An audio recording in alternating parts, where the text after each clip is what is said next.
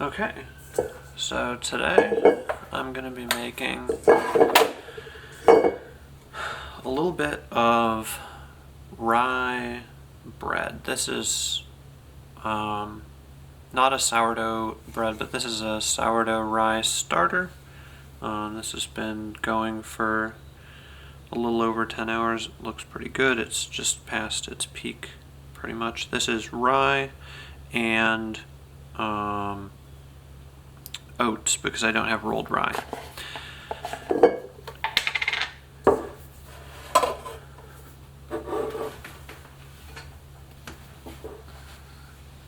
So I'm going to start with this stuff, and this, you want to smell it in addition to how much it didn't get that much volume because rye doesn't puff up as much. It doesn't have a ton of gluten. But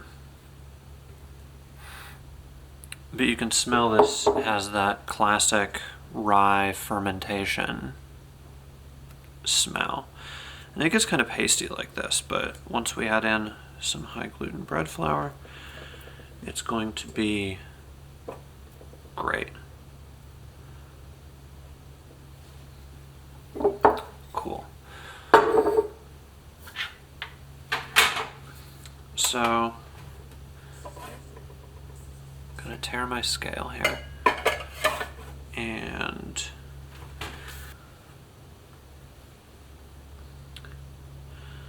so we are looking for 462 grams of flour, 320 grams of water, 14 grams of salt, and we are going to be yeasting this using baker's yeast, commercial yeast, which is 5 grams, and we should have about 530 grams of this levain, which I didn't weigh, but I scaled it out last night, so that should be just fine. So let me get my water. So in order to make sure that this rises right, I'm going to try and have an eventual dough temperature of 75 degrees.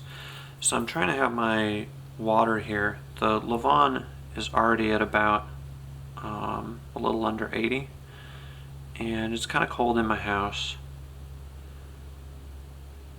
The levain is about the right temperature, and I'm going to use, this water is maybe a little bit hot. It's a little bit above 80, but I'm going to use about 80 degrees water. So we're looking for here again 320 grams. I'm just pouring out of my sourdough jar here to make sure that I get as much of that out as I can.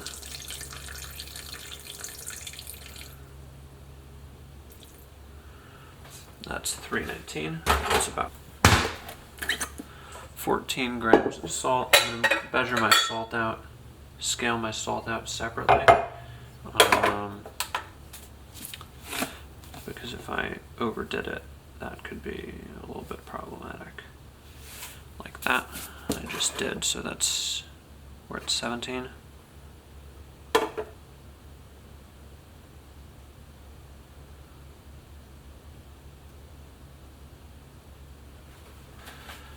Alright, 14 grams of salt.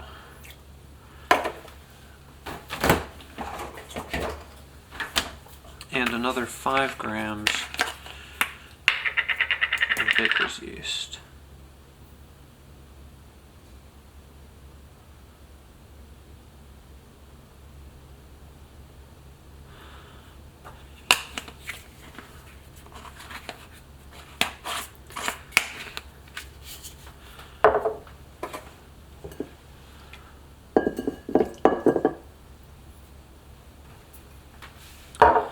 Okay.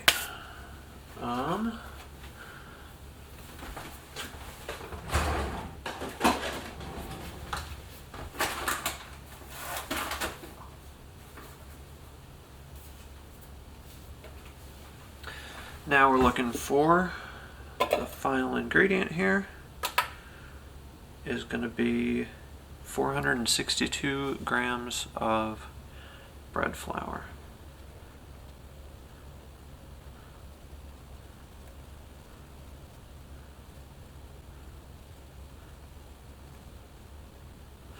we go, 463. That's perfect.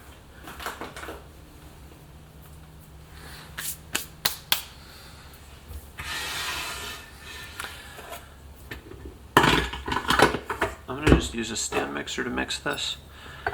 This ends up being, this is a pretty wet dough.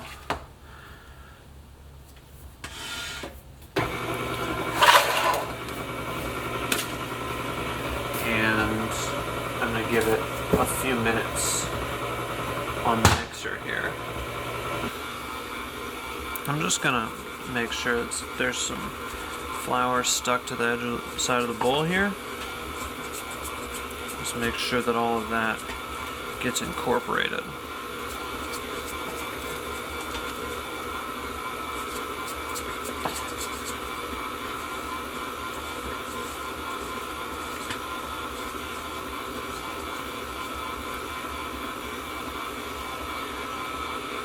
With a dough that is this wet, basically the more gluten power, the more structure you can add to it, the better your result is going to be.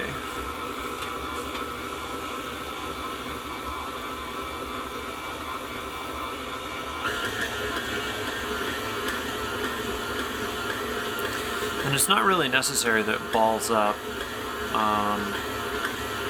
Balling up on the dough hook is good, but it's not strictly necessary for this. And I'm just gonna crank this up really quick.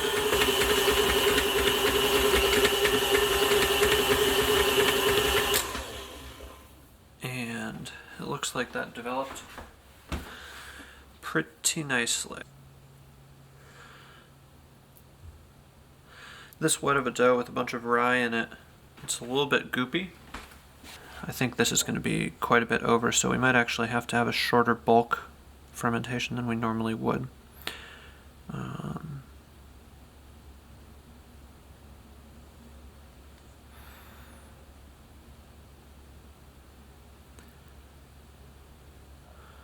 This is actually pretty close. A little over 75, 75.6. That's kind of perfect.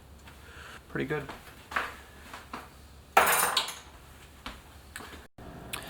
Alright, so what we're going to do now is get this so you can see here, tare it, and just make sure that we have the right weights, make sure that everything's in there. I'm looking for about 1.3 kilos, and I'm gonna make sure that my Tupperware here, this is not ideal, I'm using a different thing. Okay, since this is the only Tupperware that I have available, we're just going to use it, see what happens. So, I'm going to use my bowl scraper to scoop a bunch of dough directly in here.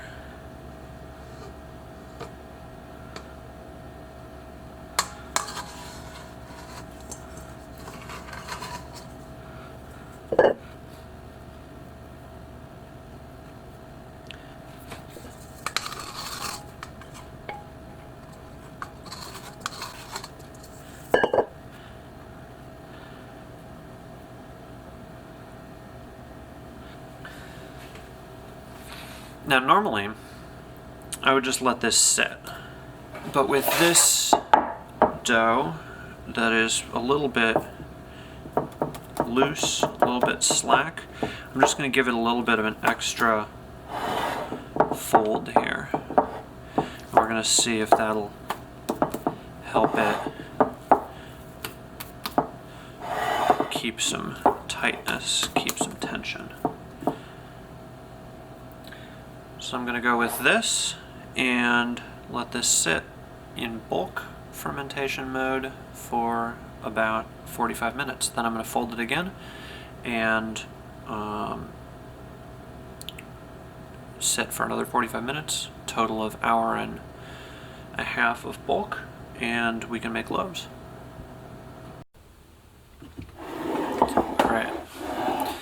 Well, so it's been 45 minutes, and you can see I'm not going to flip this over, but there's pretty considerable activity going on here. You can kind of, well, I'll try and flip it. You can kind of see there. So what we're going to do is I'm going to wet my hands up, and we're going to give it a little bit of a fold. There's a couple bubbles in here, which is good. So I'm going to do the same fold that I did before, which is kind of a letter fold and pulling it up. Even with wet hands, this still gets a little bit in there, but that's fine.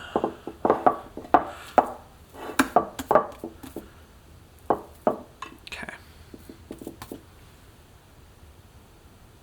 That's doing pretty good. Okay. Alrighty. So we've bulk fermented this now, and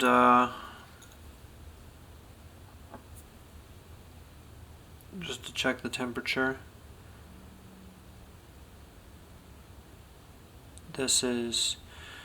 my house is pretty cold, and I was fermenting it in my proofing box.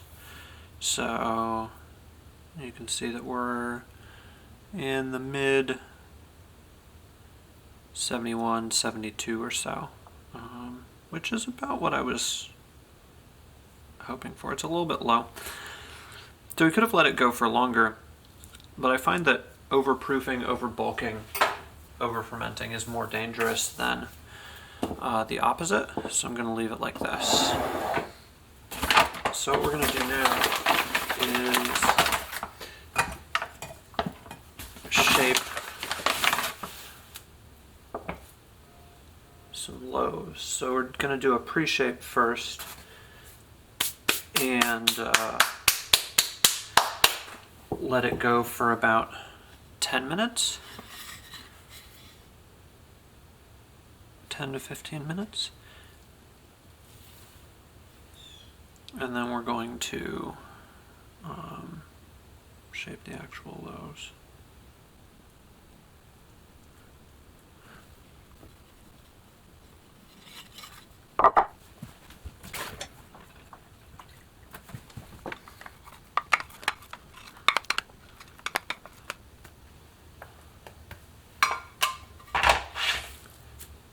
So you can see that this is still a little bit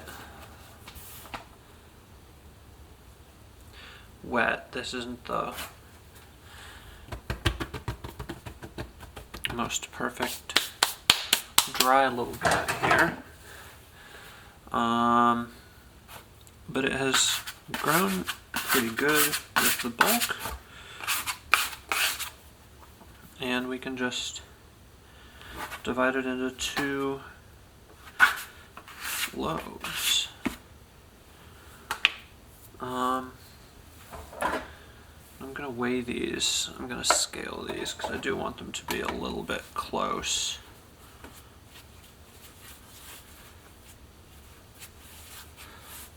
And this dough feels pretty much like I'm hoping that it would.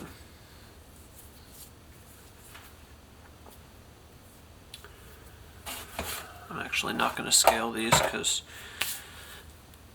it's going to be too much handling. The goal here is to get tension into the loaf, into the dough, in a way that's more than you would get from just a simple fold, but with relatively minimal amounts of handling. And I know that I kind of messed that one up. Because you want them to stay, and I'm just flouring these so that they don't stick to my hands, because that's the last thing that I want. You want these to be a little bit taut, but you don't want to pop. There's going to be a ton of really nice little bubbles in here, and you don't want those to get popped by the process of this pre-shape.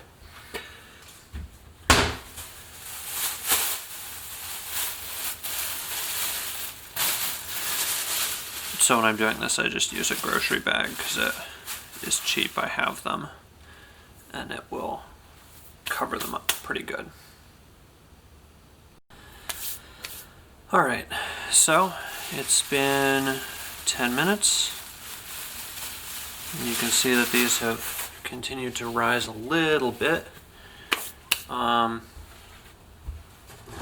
going to do these in both in bannetons here, because I'm making rounds.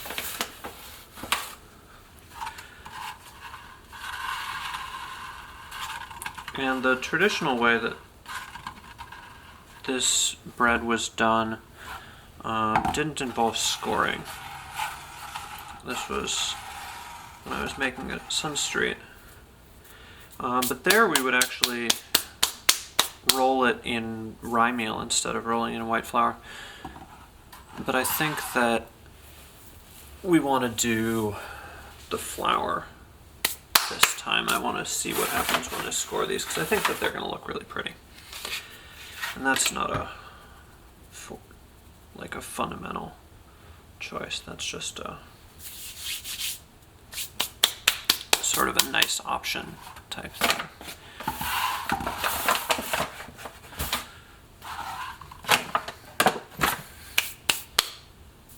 Okay. And I'm going to use my scraper for this because they're pretty well placed on the ground, on the bench here. And so for the main proof, I'm going to roll these pretty tightly, actually.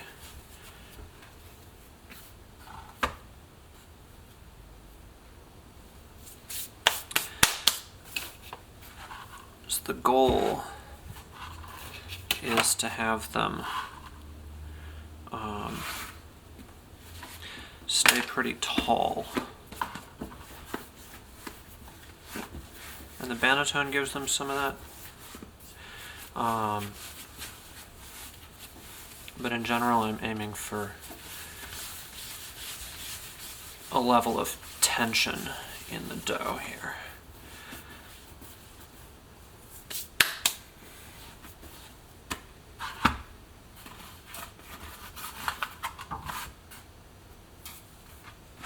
So there's my two doughs. A little bit different here. This one, I wish that I had done up a little bit tighter, but maybe I can get that to stick a little bit. But now I'm just going to cover these, and my bench is next to my oven. I have my oven on, so I'm going to be proofing these, and the goal is to get them to pretty much double in size over the course of the proof. Give this a little bit more flour because I'm worried that it's going to stick. I wanted to double in size over the course of the proof, and I'm just going to cover them. And I'm not sure, maybe I can get, I don't think I can get both of them in one bag, so I'm just going to loosely cover them with grocery bags here.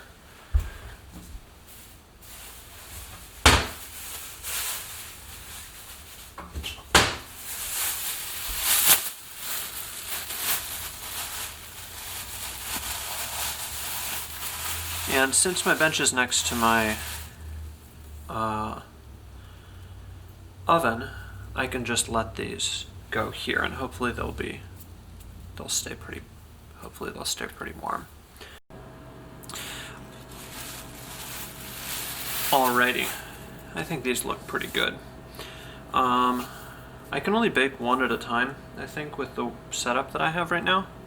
So what I'm going to do is I'm actually going to put this one in the fridge because it looks like it's a little bit less risen, and we're going to see what happens if it cools down a tad.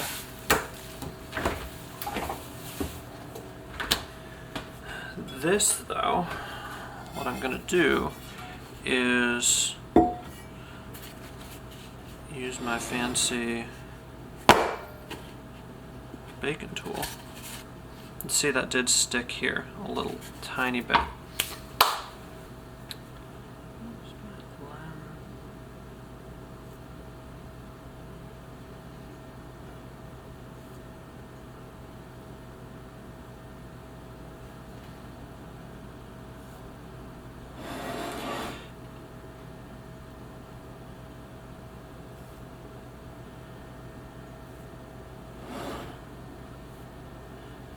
We'll see what happens with this. And this might turn out kind of good. Okay.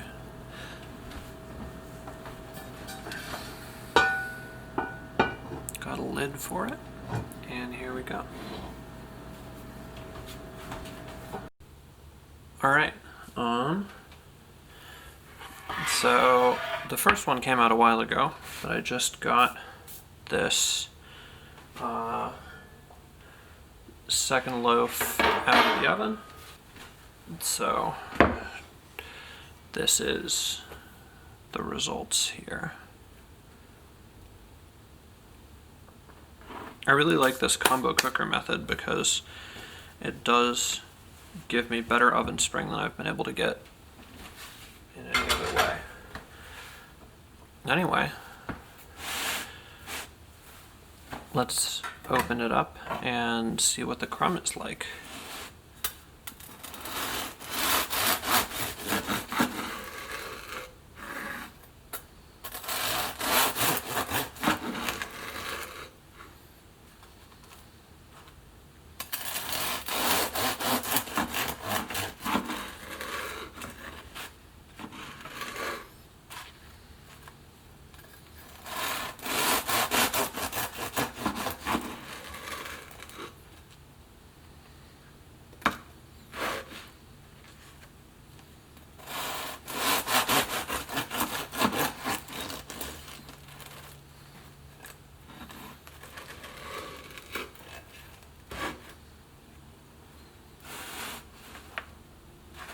Alright, that's pretty good. It's not quite as open as I would have liked, but I'll take it.